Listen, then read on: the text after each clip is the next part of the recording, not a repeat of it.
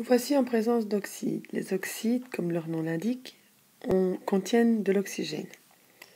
L'oxygène est toujours la fin de la molécule.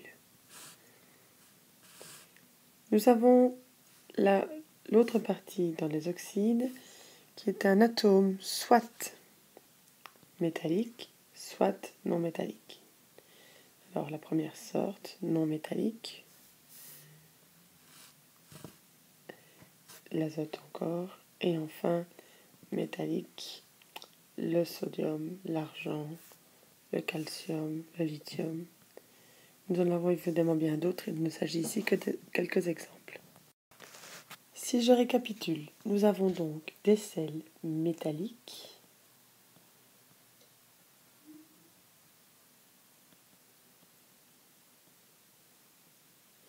ces sels métalliques contiennent toujours de l'oxygène, comme les autres d'ailleurs, je vais tout de suite le noter.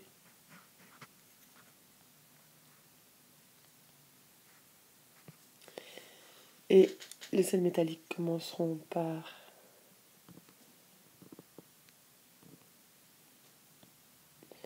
un métal,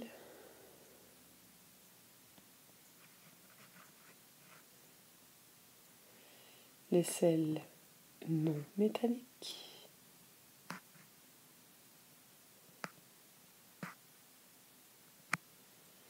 commenceront eux par un non-métal.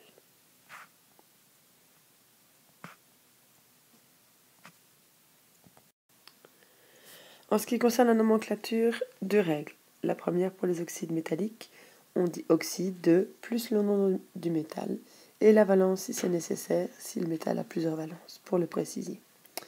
Pour les oxydes non métalliques, qui sont acides, c'est un peu plus compliqué. On va dire aussi oxyde de puis le non-métal, mais on va commencer le terme oxyde par un préfixe.